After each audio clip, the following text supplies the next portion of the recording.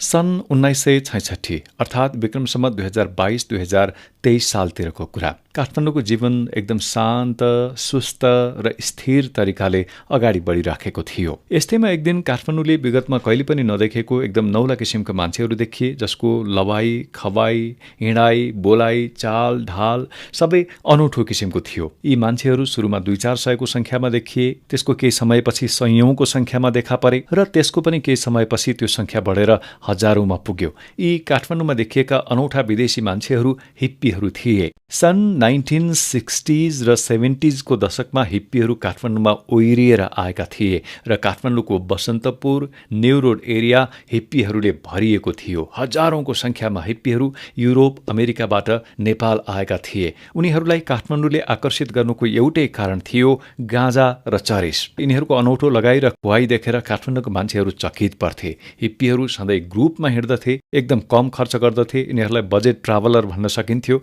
जे भेटे पनि एक आपसमा बाँडेर खान्थे। त्यतिखेर काठमाडौँ एकदम सस्तो थियो। 1 रुपियाँ छाकमा खाना खान पाइन्थ्यो र त्यही 1 रुपियाँमा अर्को 50 पैसा अथवा 1 रुपियाँ थपिदियो भने सुत्नको लागि लजहरू पनि पाइन्थ्यो। यिनीहरूमध्ये धेरै भेजिटेरियन थिए। गाँजा, चरेस र ओपन सेक्समा यिनीहरूको रुचि थियो। अरू त छोडिदिनुस्, काठमाडौँको सडकहरूमा कहिलेकाहीँ नाङ्गै हिँड्दिएर यिनीहरूले पुलिसलाई पनि हैरान पार्दथे। आजभन्दा 50-55 वर्ष अगाडिको कुरा हो यो।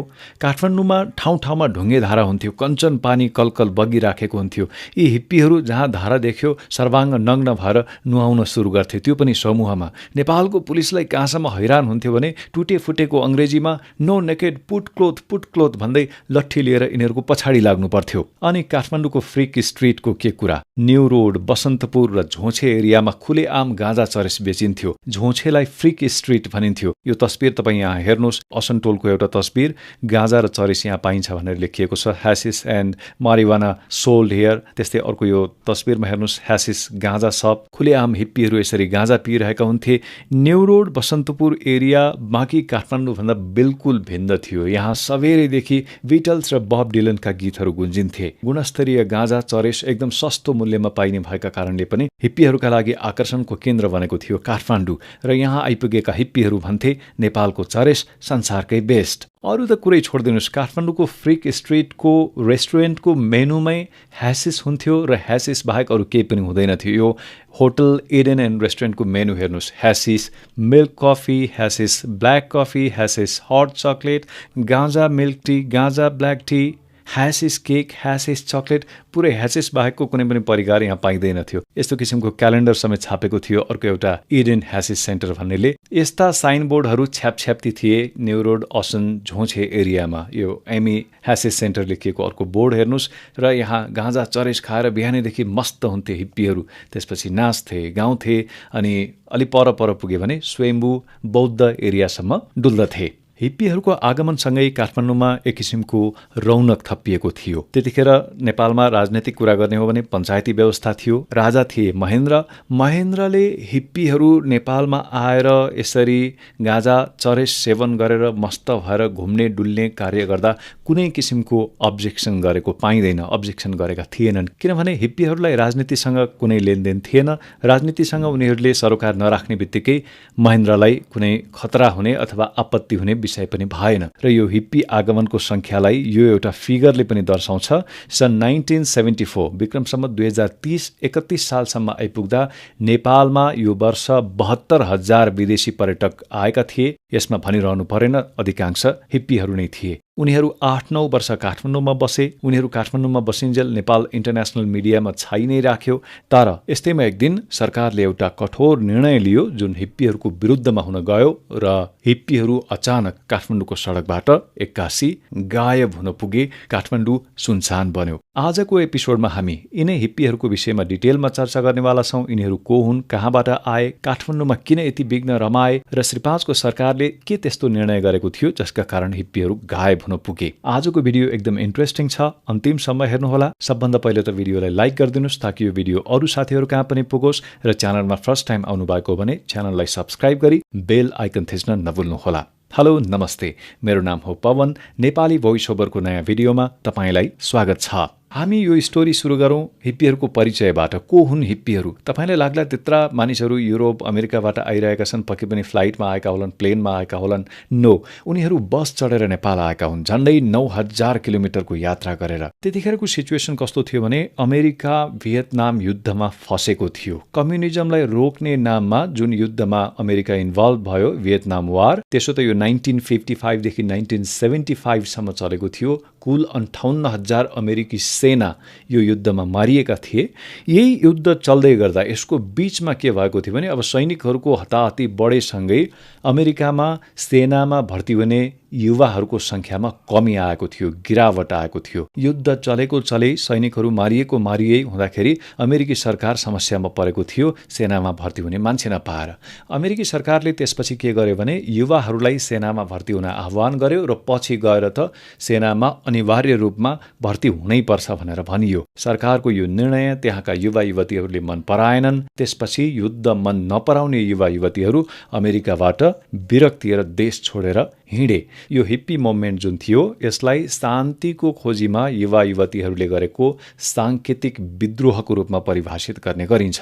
अमेरिकाबाट केटाकेटीहरू फ्रान्सको पेरिस क्षेत्रमा भेला भए। युरोपमा पनि आफ्नै किसिमको समस्या चलिरहेको थियो, त्यहाँ पनि एक किसिमको मन्दीको स्थिति थियो, युवा युवतीहरू निराश थिए। युरोपियन युवा युवतीहरू पनि अमेरिकीहरूसँगै हिप्पी मुभमेन्टमा मिसिन पुगे। अमेरिकाको न्युयोर्क र सन फ्रान्सिस्कोबाट निस्किएको तन्नेरीहरूको लस्कर फ्रान्स र इटली हुँदै टर्कीको इस्तानबुल पुग्यो, त्यसपछि मिडल इस्ट पुग्यो, मिडल इस्टबाट साउथ एसिया आइपुग्यो अफगानिस्तान, अफगानिस्तानबाट पाकिस्तान, भारत हुँदै उनीहरू आइपुगे काठमाडौँ। काठमाडौँमा पहिलो पटक विक्रम सम्वत 2022-23 सालतिर 200 जति हिप्पीहरू आइपुगे। त्यसपछि उनीहरूको काठमाडौँ आउने क्रम बढ्दै गयो, रोकिँदै रोकिएन।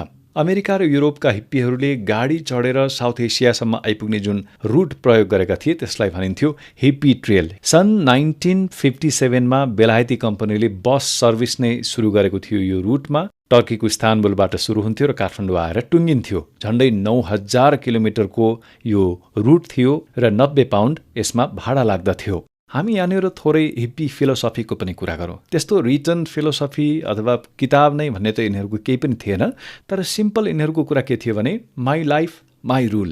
हेर्नुहोस्, जीवन भनेको हरेकले एकचोटि प्राप्त गर्दछ।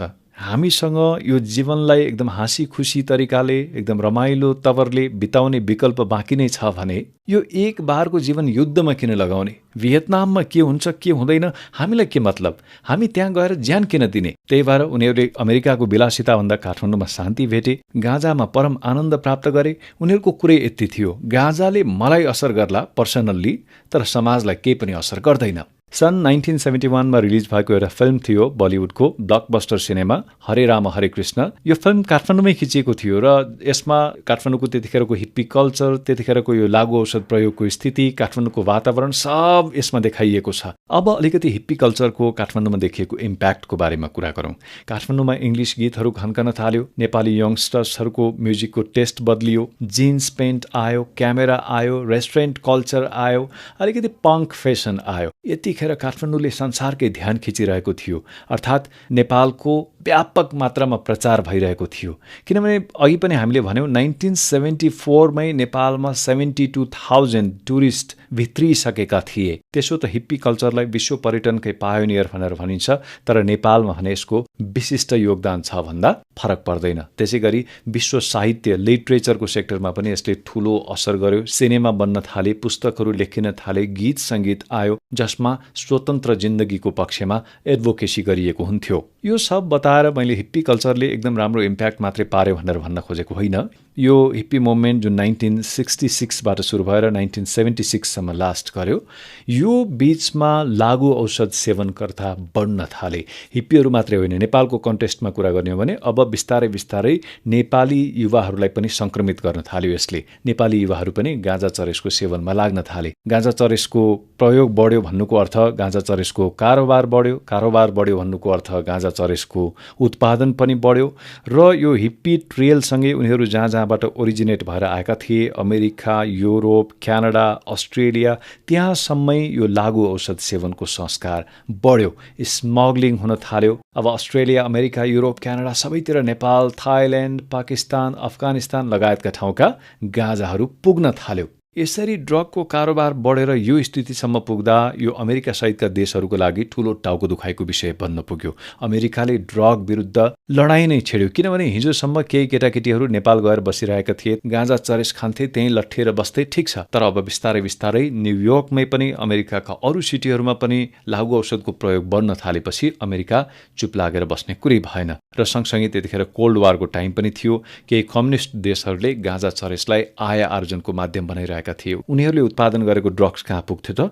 स्मग्लिङ भएर अमेरिका नै पुग्थ्यो। त्यसले गर्दाखेरि अमेरिकाले लागु औषधलाई ग्लोबल इनेमी भन्यो, विश्वकै दुश्मन भनेर भन्यो, किनकि यसले उसका नागरिकहरूलाई बर्बाद पारिरहेको थियो। त्यसो त युनाइटेड नेसन्सले सन् 1961 मै single convention of narcotic drug 1961 पारित गरिसकेको थियो, जसले गाँजालाई लागु औषध परिभाषित गर्दै प्रतिबन्ध लगाएको थियो। तर नेपालले यो कन्भेन्सनलाई व्यवस्था गरिराखेको थियो, यसमा साइन गर्न मानिराखेको थिएन। एकातिर अमेरिकाले ग्लोबल एनेमी भन्दै लागु औषध विरुद्ध लडाईँ छेडिसकेको थियो, अर्कोतिर हिप्पी कल्चरमा पनि सङ्कट आइरहेको थियो। काठमाडौँमै पनि त्यो टड्कारो रूपमा देखिन थालेको थियो। यो फोटो तपाईँ हेर्नुहोस्, बसन्तपुर एरियाको फोटो हो। दुईजना हिप्पी केटाहरूलाई यहाँ देख्न सक्नुहुन्छ। उनीहरू 1-8 वर्ष अथवा 2-4 वर्ष अगाडि नेपाल आएका थिए। मस्तीको लाइफ थियो, गाँजा चरे सस्तोमा पाइन्थ्यो, काठमाडौँ बस्न खानको लागि पनि सस्तो थियो। तर यो सधैँका लागि यसरी चल्न सम्भव थिएन, किनकि सबैले सीमित पैसा बोकेर आएका थिए। काठमाडौँमा कुनै काम धन्दा त थिएन, केवल खाने, डुल्ने, हिँड्ने, गाउने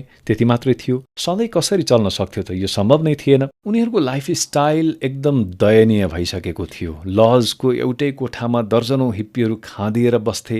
पछि पैसा सकिँदै जान थाल्यो। पहिले पो हुँदाखेरि बाँडेर खान्थे, पछि गाँजा चरेस पाइयो भने एक्लै लुकी लुकी खान थाले, साथीलाई दिन छोडे। यसै विषयमा झगडा हुन थाल्यो, काटमार हुन थाल्यो, पैसा सकिएर भोकभोकै पर्न थाले। इभन केसम्म भयो भने केटीहरूले सेक्स वर्करको काम गर्न थाले र केटाहरूले सडकमै भीख मागेको दृश्यसम्म पनि देख्न थालियो। त्यस्तै ड्रगको ओभरडोजका कारण कतिपय हिप्पीहरू बिरामी पर्न थाले, उपचार गर्ने खर्च भएन। कति केटाकेटीहरू त आफ्नो देशको दूतावासको अगाडि गएर मलाई घर फर्काइदेऊ भनेर रुने कराउने समेत गर्न थाले। एकातिर हिप्पीहरूको यो स्थिति थियो, अर्कोतिर अमेरिकाले नेपाललाई गाँजामाथि प्रतिबन्ध लगाउन दबाब दिइरहेको थियो। नेपाल गाँजालाई प्रतिबन्धित गर्ने मुडमा थिएन। राजा महेन्द्र यो होस् भन्ने पटक्कै चाहँदैनथे। त्यसैले गर्दा यो प्रेसरलाई अझ चर्को पार्न अमेरिकाबाट ठूलो मिसन नेपाल आयो। अमेरिकी उपराष्ट्रपति एग्न्यू स्वयं नेपाल आइपुगे। यो जनवरी 5, 1970 को न्युयोर्क टाइम्सको समाचार हो।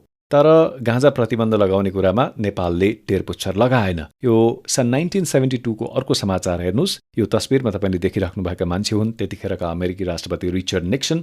यिनले एकदम प्रष्ट र कडा शब्दमा के भने जसले गाँजा र चरेसमाथि प्रतिबन्ध लगाउँदैन त्यस्ता देशहरूलाई हामी कुनै पनि किसिमको सैन्य र आर्थिक सहयोग दिँदैनौँ। जुन देशहरूले पाइराखेका छन् ती देशहरूको पनि सहयोग रोकिदिन्छौँ। यसरी अमेरिकाले दबाब बढाउँदै लगेपछि नेपाल धेरै लामो समयसम्म टिक्न सकेन।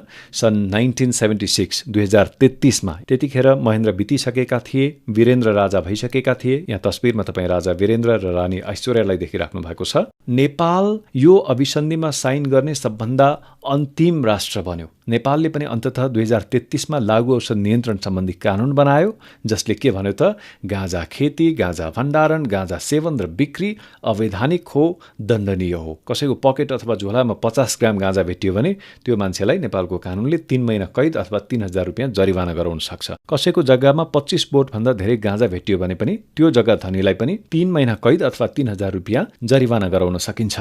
यो कानूनको सिधा अर्थ थियो नेपालमा हिप्पीहरूमाथि प्रतिबन्ध।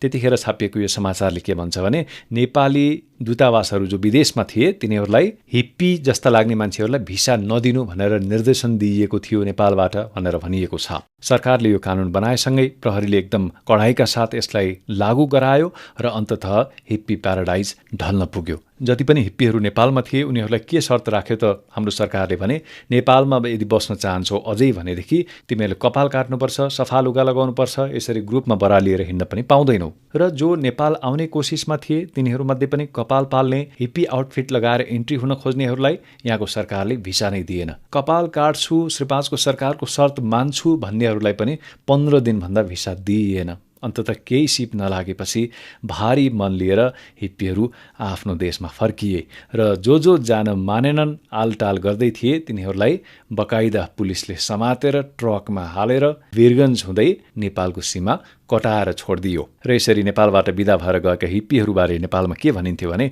अल्लारे थिए, केटाकेटी थिए, नेपाल बसेर हुर्किएर फर्किए। पछि यिनै हिप्पीहरूमध्ये कति मान्छेहरू ठुल्ठुलो फिगरमा रूपान्तरित भए, विभिन्न फर्ममा आफ्नो अनुभवहरू डकुमेन्टेसन गरे। नेपालबारे उनीहरूको कमन कुरा चाहिँ के छ भने अन्ततिर दुःख पाइयो। अफगानिस्तान, पाकिस्तान, इभन दिल्ली, थाइल्यान्डमा पनि दुःख पाइयो, लुटियो कतिपय ठाउँमा, हामीमाथि सेक्सुअल अब्युज पनि भयो। तर नेपालमा त्यस्तो केही पनि भएन। नेपालमा साँचो अर्थमा हामीले शान्ति प्राप्त गर्यौं। हिप्पीहरूको यो कथा, काठमाडौँको त्यो फ्रिक स्ट्रिट अब सम्झनामा मात्रै बाँकी छ। हवस् त, आजको यो भिडियो यति नै। भिडियो कस्तो लाग्यो कमेन्टमा लेख्नुहोला। भिडियो मन परेमा लाइक र सेयर पनि गरिदिनुहोला र च्यानललाई अझै सब्स्क्राइब गरिसक्नु भएको छैन भने सब्स्क्राइब गरेर बेल आइकन थिच्न पनि नभुल्नुहोला। अर्को भिडियोमा फेरि भेटौँला। नमस्कार।